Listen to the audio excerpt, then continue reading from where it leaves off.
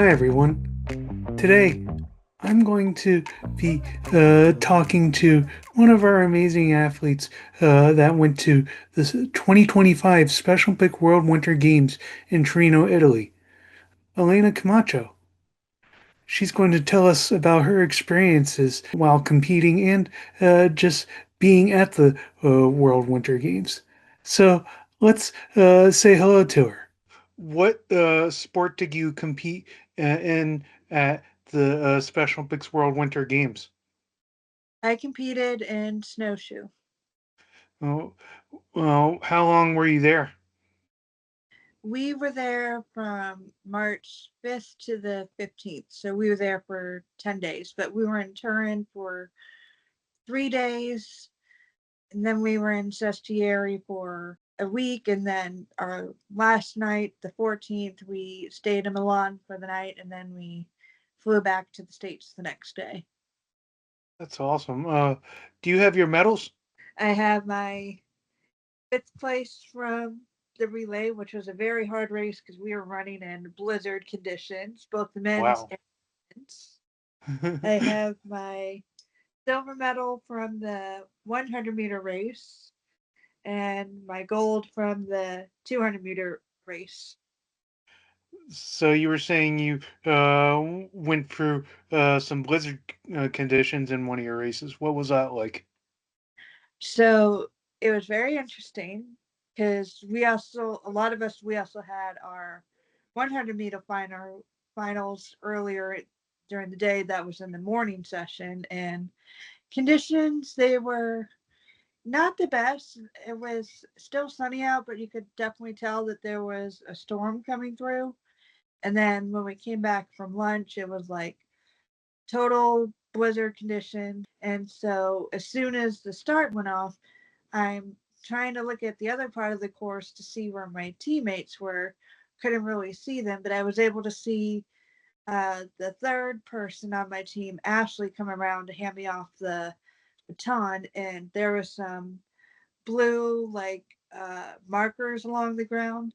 And so I kind of followed along those to gauge how far I was from the finish line. How did it feel to be standing on the podium with some music playing behind you? It felt good. I was, obviously we got all very emotional. Not like at the regular Olympics, they don't play the winners' national anthems. Okay. They played there was a theme song for the World Winter Games. I don't know what it was, but it was like their medal song. And after everyone was presented their awards, they had like some like techno song that played as we were leaving the podium, as we were making our exit off of the podium. Mm-hmm. But I did get teary eyed when I was stepping up onto the gold medal winner spot on the podium. Mm-hmm. Uh, mm, Tell me a little bit about how you were selected for the Special Olympics Winter Games and how you felt when you were selected. So I was first nominated after winning a gold medal at the 2023 Special Olympics Maryland Winter Games, and the fall of 2023, I found out that I was nominated to attend the training camp, which took place in April of 2024. And then I officially found out that I was selected onto the team. I can't remember the date, but it was the same day of when the Paris opening ceremonies were happening. So, kind of like it was in the cards for me to find out that day when the Paris Olympics started.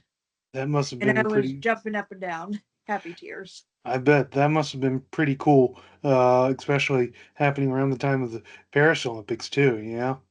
Hmm. Hmm. What was your training like?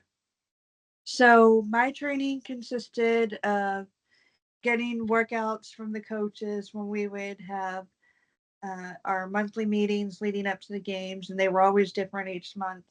A lot of them were basically increasing our cardio, doing a lot of leg workouts, a lot of squats, just stuff to keep our bodies moving to get us ready for the races.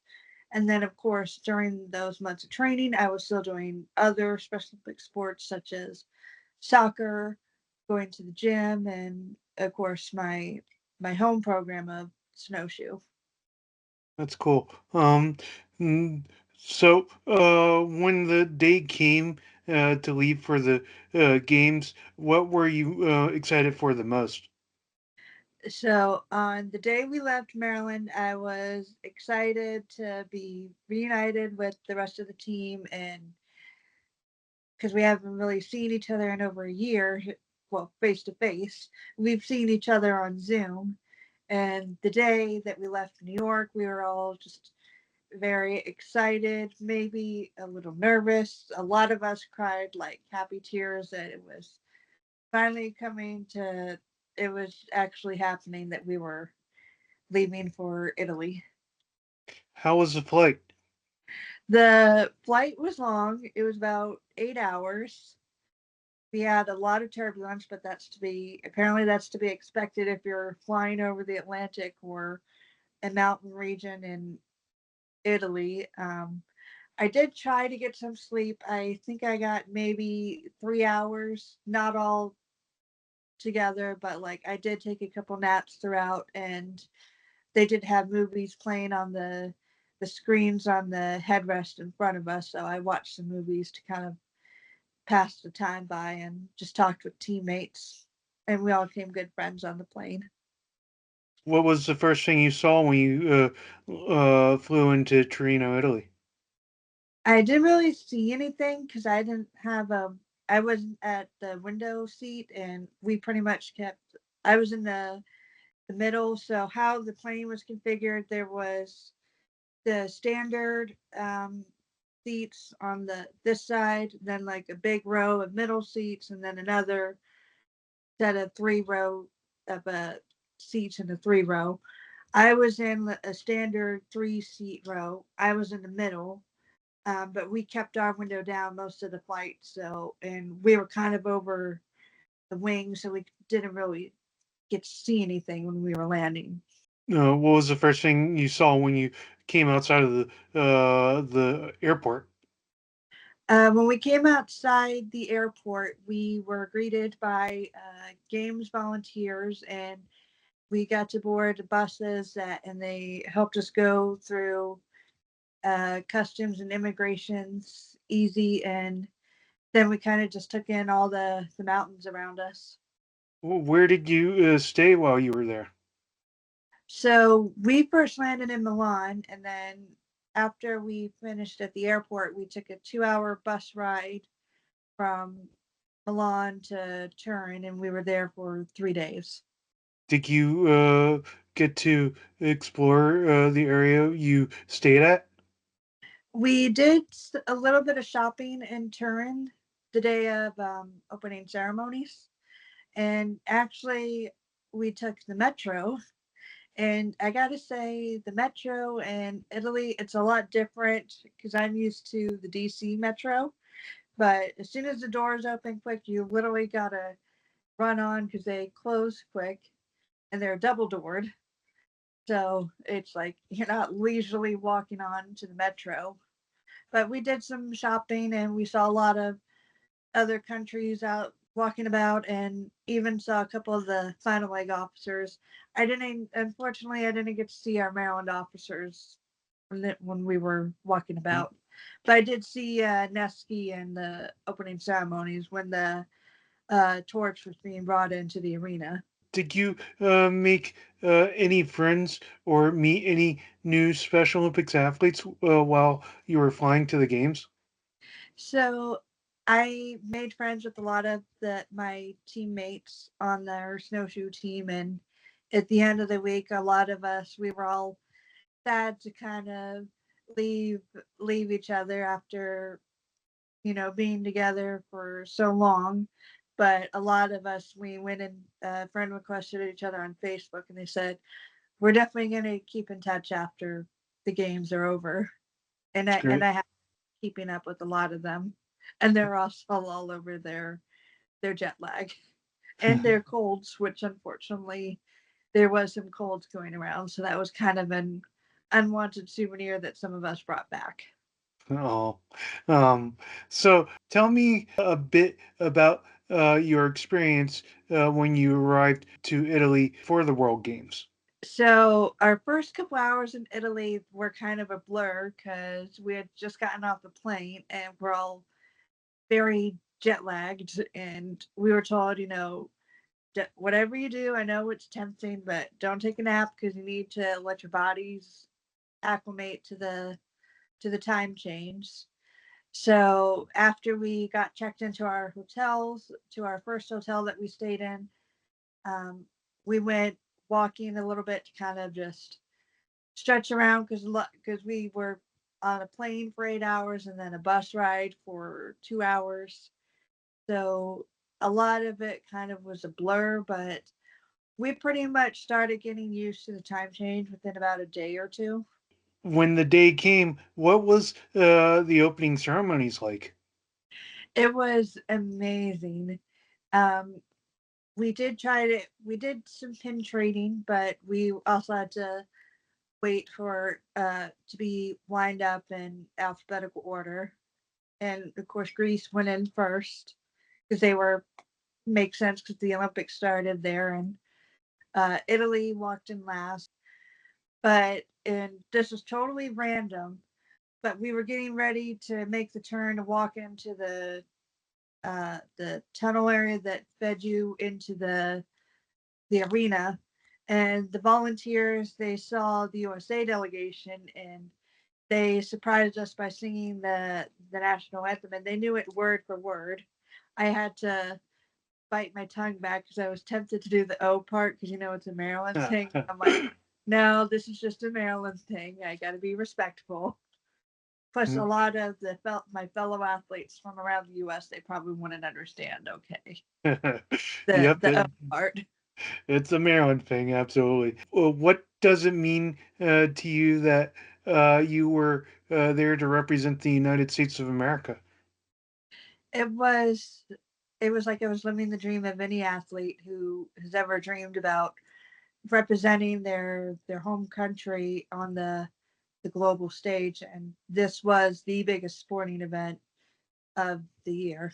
Which race was your favorite to compete in? Tell me a little bit about your experience. My favorite race was the 200, but what's funny, the in the prelims I fell just after a little bit after the start, but I got back up. I didn't lose my snowshoes, and my seed time going into the final for my division was the fastest. And then I'm getting ready. I was just coming around the turn, getting ready on the straightaway for the last couple hundred meters of the race, and I fell in the final. And I was neck and neck with a snowshoer who I believe she was from Special Olympics Bahrain. We were neck and neck. It was almost we were going 1-2, 2-1. So I fell, then I got back up, and then she fell a little bit after I fell, but she was still able to get second. So, what was it? How did it feel when you finally stood up top that or on that podium? It felt amazing standing on top of the podium, just seeing everyone, cheering on all the athletes, not just from um, who was there cheering on the Special Olympics USA snowshoe athletes, but just everyone was congratulating all the athletes as they heard their names called and stepped up onto the podium. That's amazing. Cool. What did you do on your off time of competition? So, in our off time of competition, we would do some shopping. On Thursday in Sestieri, after our first finals day, a lot of us, um, after all of the competition was over for the day, we went shopping in downtown Sestieri and we got gelato, real Italian gelato, and it was really good. And there was a couple in the gelato shop. They were just tourists, but they saw us there and they gave us all these keychains. It has a goat on there and it says Cozell on it. I don't know Mhm. what that means, but Uh, they just gave them all the. They just gave us all that keychain just for competing in the World Games. what was your favorite food that you ate? So on Thursday, the the doctor who oversees the Alpine team, she treated Alpine and the snowshoers to some pizza. So we all had pizza and we all got to hang out with each other and talk about how our competitions were going. And of course, trying real gelato. That was really good because I've tried gelato here in the States, but it's very different getting it in Italy. The flavor I got was coffee flavor. Nice. Um, did you bring back any cool items with you? So one of my favorite things that I brought back a lot, but I'll show you one. I got a little snow globe that says Sestieri on it. Oh, cool. Mm-hmm. Well, Oh, uh, did you get to trade any pins? And if so, which one was your favorite? I did get to trade some pins. Probably one of my favorites is I got a Great Britain pin and some other pins that were unique because they weren't actually pins per se, but they were keychains. So I got a keychain from Taiwan and a keychain from Special Olympics Monaco. And of course, also because Coca Cola was one of the sponsors, so they gave us some pins.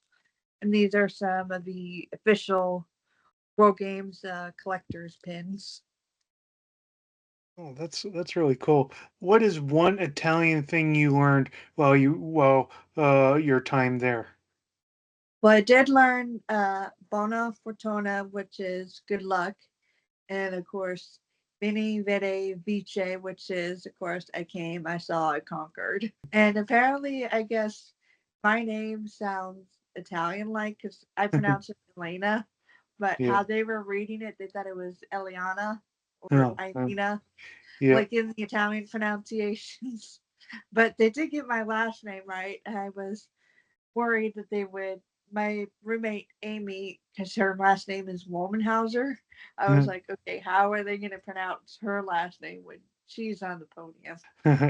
um, uh, well, it sounds like they were able to get your name right. Mm-hmm. Will you return there someday, you think? And what do you think you would want to go back and see? I would definitely love to return. I know I would definitely like to get a chance to explore Milan other than just staying there, in an airport hotel or just flying in there. But definitely, I would love to see Rome, Venice, Naples, and I've been told if I see Venice, it's so beautiful. As soon as you see it, you'll cry because it's just that pretty. And Tuscany. Claire actually got to extend her vacation in Italy. I think she just got back either yesterday or today, and I've been following her posts on Facebook, and she even got to make pasta. That's great. Finally, what would you say to any Special Olympics Maryland athlete that dreams of earning their way to the Special Olympics World Games?